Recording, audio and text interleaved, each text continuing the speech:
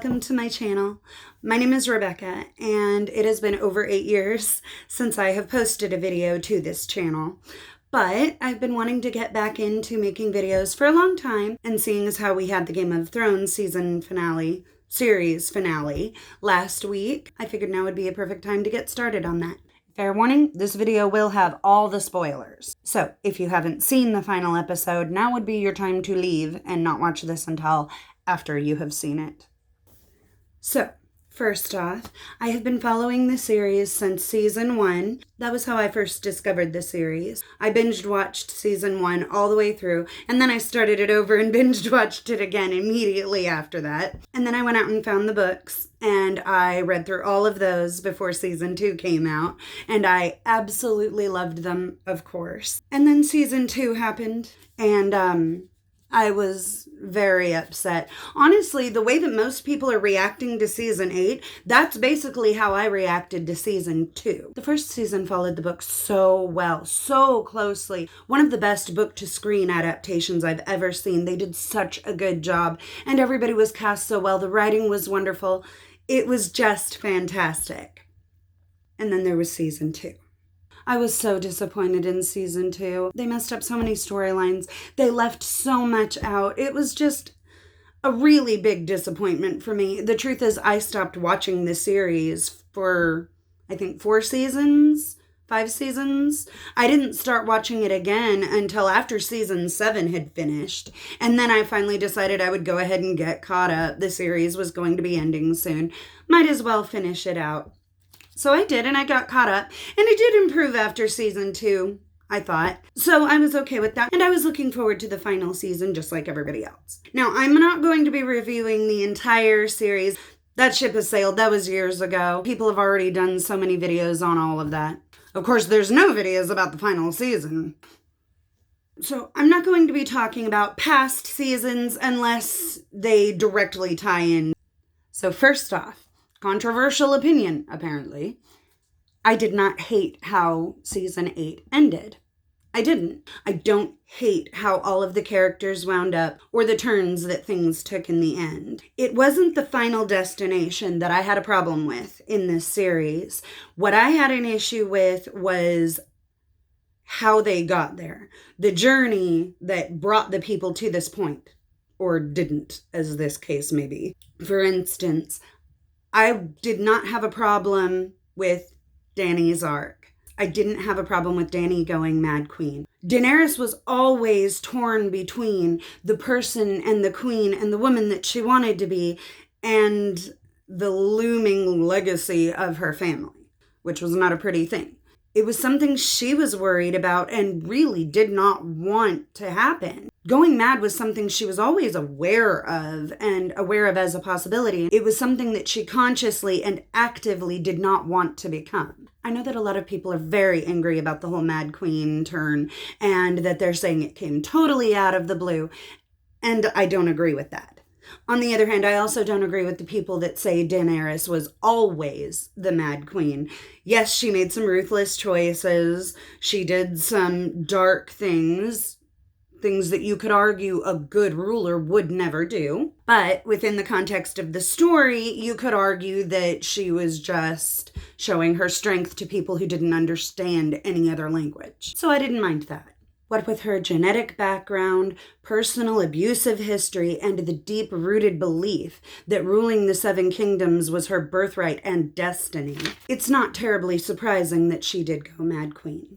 Throughout the whole series, this has been the big question looming over her character. Which side of her personality, which aspect of her character would win out? I've been questioning since the first season, since the first book, if she would go mad in the end. It's been one of the great mysteries of the show that we've always known we wouldn't be able to find the answer to until we got to the end of the series. We wouldn't know she had gone mad until she had gone mad. Now, to be fair, she went mad way faster than any of us had ever expected her to. I don't get that. Again, the final destination wasn't the issue for me. The issue for me was how we got there. I don't mind her going Mad Queen. Her character could have always gone either way. It was a coin toss. But it is something that should have been developed more prominently and deliberately over at least the last 2 seasons. And I don't just mean foreshadowing. No, this should be clear cut, like, something's wrong with the queen. And we didn't really get that. We just saw Dany getting pissed off that people liked Jon. Her personality took too great of a leap in too short of a time. Along with jumping past all of that character development needed to get Dany to the point of being the Mad Queen, they also just jumped past all of the development that we needed to become personally invested in the relationship between Jon Snow and Daenerys. We didn't believe it. Oh, I mean, I personally didn't believe it. I mean, I completely bought her relationship with Khal Drogo. I loved that relationship. It was one of the biggest reasons why I fell in love with the show, because those two had amazing chemistry. They performed their parts beautifully. I loved it. I believed they were in love. I believed she was devastated when he died. I didn't really believe that Jon and Dany were in love. Not for lack of chemistry between the two actors. I actually thought that Kit and Emilia had good chemistry together. The problem is that there's a big difference between actors having good chemistry and being believably in love. I don't blame the actors for not pulling that off. I blame the writers for not taking us on that journey with them like they did with Drogo and Daenerys. Jon and Dany interacted a handful of times, and then we were supposed to suddenly believe that they were madly and irrevocably in love, like Twilight invaded Game of Thrones or something. Get your Twilight out of my Game of Thrones. We're simply supposed to believe these two are in love because we've been told to. We're supposed to be personally invested in this attachment that hasn't been earned. When Dany and Drogo fell in love, we believed it. We believed it because it evolved naturally. It developed over time, and we were along for the ride. With Jon and Dany, it was like we were just grabbed by the scruff of the collar and said, come along. With Dany and Drogo, we weren't just bashed up the side of the head with a couple and then instructed to ship them, whether we liked it or not. Because if we don't, then the plot can't move forward. Jon and Dany felt forced. They felt fake. And not for lack of chemistry, again. The problem was lack of relationship building in the story. Because their relationship felt fake, what should have been an amazing, heart-wrenching scene at the end when Jon killed her, it just sort of fell flat. We didn't really feel Jon's anguish and devastation. We couldn't really understand why he was so torn about whether or not to kill her. Because we didn't really believe that they were in love. The battle with the White Walkers was a horrible disappointment. Massive, frightening, tense buildup from the very beginning of the show was flushed down the toilet in one episode. One overly dark episode. It was very dark, and I kind of skimmed through this article at one point talking about how if people couldn't see, then it's because most people just don't know how to adjust their televisions. Or they don't have a very good television. Well, let me just say, I have an LG 4K Ultra HD television set, and I know how to tune it, and it was still horribly dark. So, there's that. We spent the entire series building up toward this battle. This is what we've been excited about. This is where I expected Dany and her dragons to come in so handy. Because, I mean, they're the White Walkers, and they need the cold of the north, so what better to fight them than dragons? Right? Wrong. No, it was all nothing. The dragons were practically useless against the White Walkers. And even Viserion, the dragon the White Walkers got a hold of, even him, he was practically useless. The only thing that the dragons were really good for in the Battle of Winterfell was to fly around in the air and fight each other. And they didn't really do much. Arya killing the Night King bothered me. I really didn't like that. That made no sense to me. They had no history together. She had no history with the White Walkers. She had no history with the north of the Wall. It didn't feel like a satisfying win.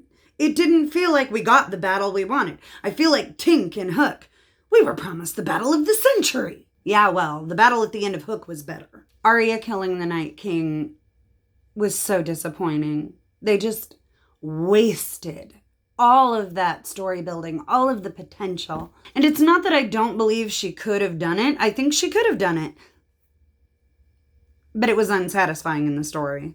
Oh, I keep seeing all of these complaints about Gendry or whatever it is, proposing to Arya, and everybody is talking about how ridiculous it is. Oh, they slept together one time and now he's proposing? How ridiculous. Most people in this world wouldn't have been sleeping around all the time. Sure, there was a ton of sex and nudity on the show, but that was the hedonistic and power-hungry aristocracy. That's not the common people in these sorts of worlds. So him proposing to her would make sense. But I also would have been disappointed if she had said yes, because it wouldn't have fit with her character. I actually really enjoyed watching Sansa and Tyrion together. And though I knew it wouldn't happen, I have to admit, there was part of me that kind of hoped they would somehow wind up back together. I wasn't surprised when they didn't. But I was surprised by their chemistry in that last episode. Alright, so here's one that a lot of people have complained about that I don't agree with. A lot of people have been very angry with the way Brienne's character turned out in the end. I know many people took issue with the way that she was left sobbing in the mud after begging Jaime to stay with her. But for me, it fit perfectly. Brienne is strong and determined. She is a brave, honorable, and noble knight, wholly deserving of the title that Jaime bestowed on her. And I loved watching that scene. It was so great. It was touching. I teared up. That being said, beneath all of that, Brienne was always very much a woman. A woman with a soft heart and a deep, deep desire to love and to be loved in return. When we first met Brienne, she was in love with Renly Baratheon. She was still in love with him and trying to recover from that loss when she first met Jaime. The love she felt for Jaime developed slowly and against her personal desires. She didn't want to love the Kingslayer, but she couldn't help it. She was able to see the parts of him that were good and noble and worthy. And I think that's part of what makes her so special. Throughout the series, Brienne kept herself safe, locked behind a wall of honor, duty, and pride. In those moments when Jaime left her, we saw a vulnerability in her that we had never seen before. A softness, a letting down of those defenses and walls. She was laying herself bare for the first time in the series. It was beautiful, and it was a beautiful performance by a woman who is surprisingly beautiful when you consider the way her character looks. I mean, come on. Wow. I also loved when Brienne filled in the rest of Jaime's story in the Book of the Kingsguard. It was so well done. And again, her performance just had me tearing up. It was beautiful, so well done, and I felt it was very appropriate. It felt like something she would do.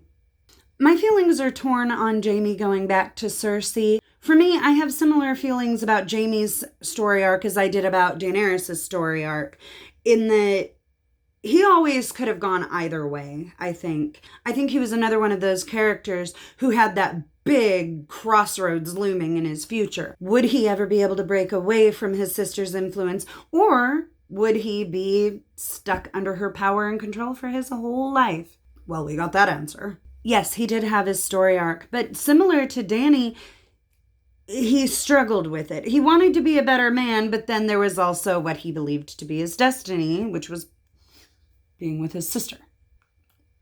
I think it was just as likely that he would go either or. I think, again, it was just one of those things that really depended on what specific circumstances came up in his path to drive him one way or another. Now, I didn't have many expectations about how Jaime would die, or where, or when, or even if.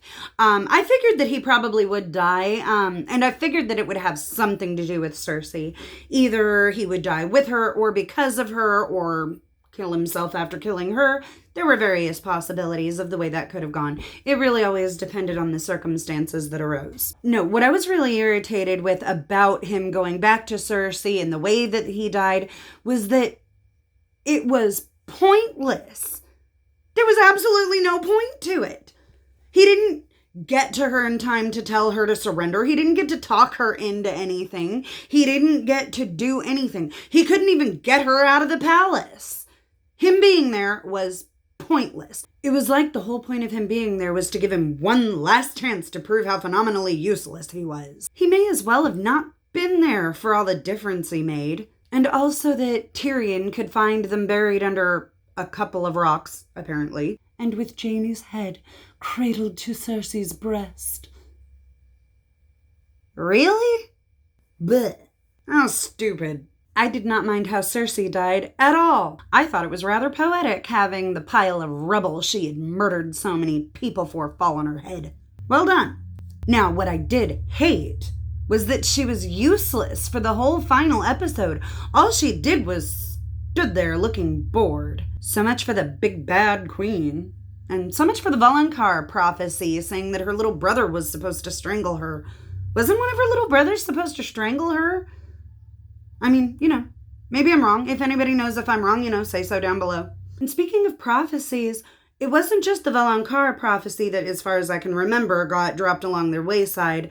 Whatever happened to the prophecy about the prince that was promised?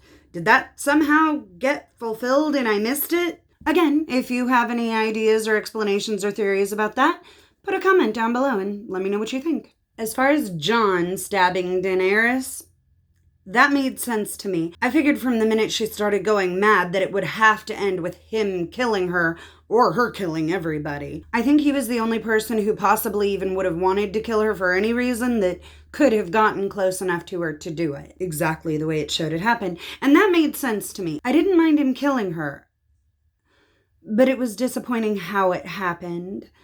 I think that it's because of what I was talking about earlier, about how Jon and Dany's relationship was never properly developed and formed, so we never became truly emotionally invested in it. We never really believed in it. So in the end, when he killed her, what should have been a heart-shattering moment, truly devastating to watch, well, it just didn't mean that much. Again, it was an unearned devotion. Sure, we had seen the beginnings of what could have turned into a deep, wonderful love and romance in the show, but they didn't show us that. They rushed through it. After that, Drogon coming in and melting the throne was so stupid. Why would the dragon suddenly decide that it hated that throne? I'm sorry, it's again like another movie is being inserted in. This time I'm reminded of The Jerk with Steve Martin. He hates these cans! Why would the dragon care? We've never been shown anything that would suggest that these dragons have the kind of cognizance to realize that that throne was the one that Mummy had wanted all through the series. It just made no sense. I think that the way everything went after Jon killed Dany made no sense. I think that's where they really got it wrong in the story and in the telling of it, because there's no way the Grey Worm would have allowed Jon to survive after murdering his queen, whom he loved. We know Grey Worm was completely devoted to Dany. He wouldn't have let him live. Jon would have died right then and there. Now, I do think that there is a way Jon could have gotten out of that situation. Having Drogon take Dany's body and fly off, I mean, I didn't hate it, but if they had wanted to keep Jon alive, Drogon should have stayed and deferred to Jon as the new resident Targaryen, now that Mummy was dead. Then Jon could have claimed the throne, seeing as how he is a Targaryen and the legal heir to the throne now. And with Drogon there to keep the Unsullied and the remaining Dothraki from killing him, we're good to go. Now that being said, from the sounds of it, it looks like Bran was supposed to wind up on the Iron Throne, Bran the Broken and all that. So if he was supposed to wind up there, and I actually understand why he was chosen. I don't think it was explained very well in the episode, but I do think I understand the reasoning that wasn't explained. I don't hate Bran as king. It makes sense in many ways. And I think I understand the point that Tyrion seemed unable to make in the episode for some reason. Here are my reasons for thinking that Bran would make a good king. For one, Bran was raised by Ned Stark. That is, frankly, a good start. If there is any part of him left that is still Bran, it's the part of him that lived in Winterfell as a child with his family. He would have inside of him the foundational teachings of arguably the most honorable character of the series. A man who took the upbringing and education of the children in his care, his own and otherwise, very seriously. So, there's that. As the three-eyed raven, Bran has a knowledge and a wisdom a timelessness that no other human would come close to possessing. As a warg, he would have the ability to watch over his kingdom in a way that no other ruler had ever been able to do. As the three-eyed raven, Bran has no personal wants or desires, so he has no incentive to abuse those powers. These things, coupled with his understanding of family and loyalty, and the ability to look to the past and the future for guidance, would make him a good king, in my opinion. I don't have a problem with Bran winding up as king. I do have a problem with how he wound up as king. I don't understand why a prisoner would be allowed to nominate the new king. It just didn't make sense. And he didn't give a very good argument. Now, that being said, I think that if they had wanted Bran to wind up king, and I don't mind him winding up king, I think it would have been a much better idea to have Drogon stay and bond with Jon. Jon could take over the kingdoms, take the throne, take control of everything, get everything settled down, and then I think it would have made more sense for Jon to abdicate the throne. He had been through so much. He had been murdered, he'd been betrayed, he'd lost so much of his family. He had to shove a knife through the heart of the woman he loved, according to what we were told. I think it would make sense that he wouldn't want to hang around after that. I could even see him wanting to go back to the familiarity of the North. But them sending him to the Night's Watch made no sense. Why is there a Night's Watch anymore? I mean, maybe if it's just kind of their version of a prison? I don't know. It makes no sense that there's even a Night Watch to send him to.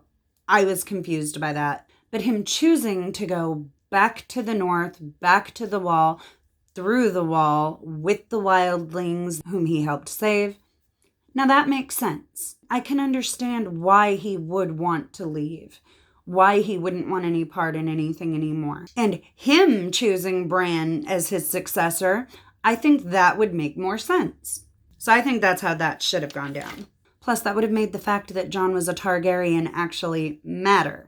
Because, let's face it, as things stand, him being a Targaryen amounted to nothing more than a block.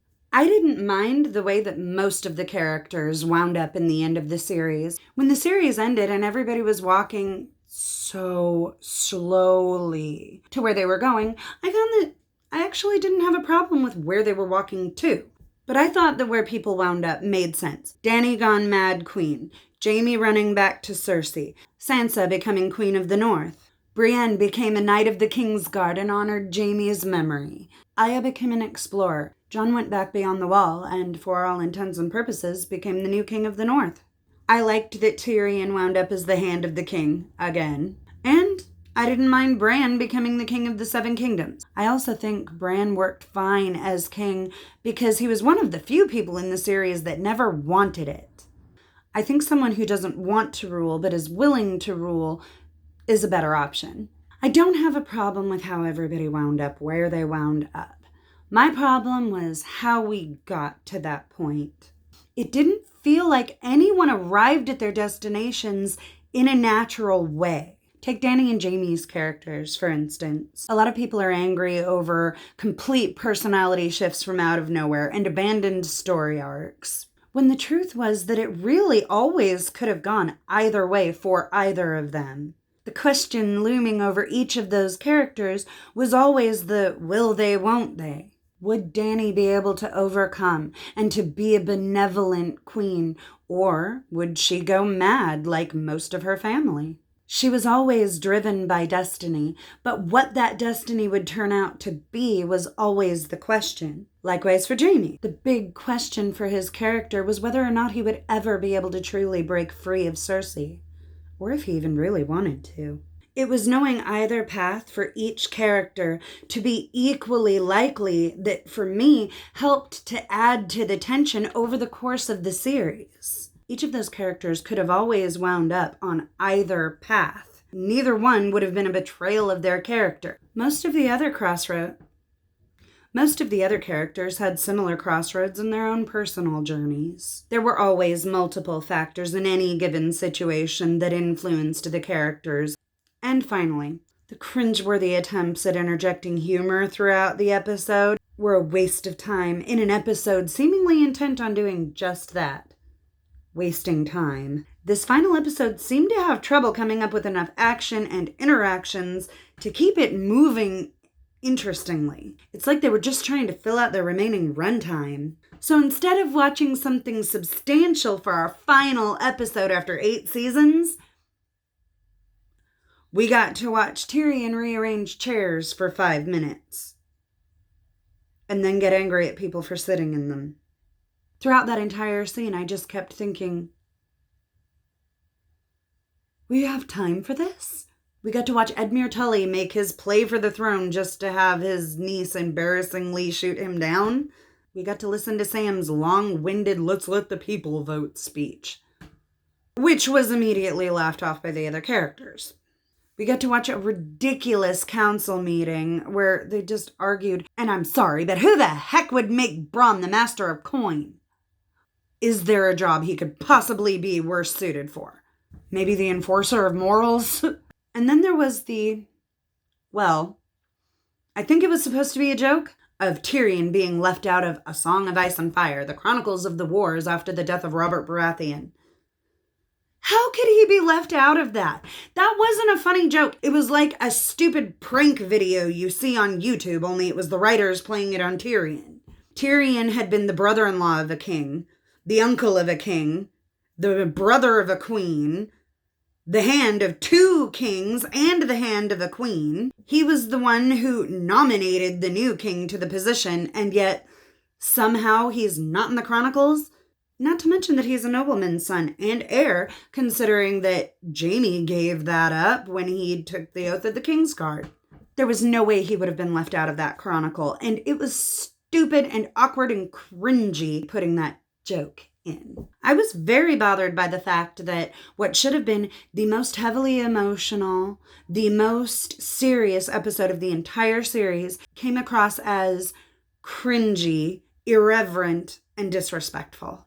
I almost got the feeling like they were trying to interject this sense of life goes on, but this is not Steel Magnolias, and that was out of place. So, to summarize, in the end, was I completely happy? No. Was I okay with every detail? No. Am I all right with that? Yes. Realistically, in the end, an epic, complex story like this could have never ended in a way that would have made everyone happy. And not with everything.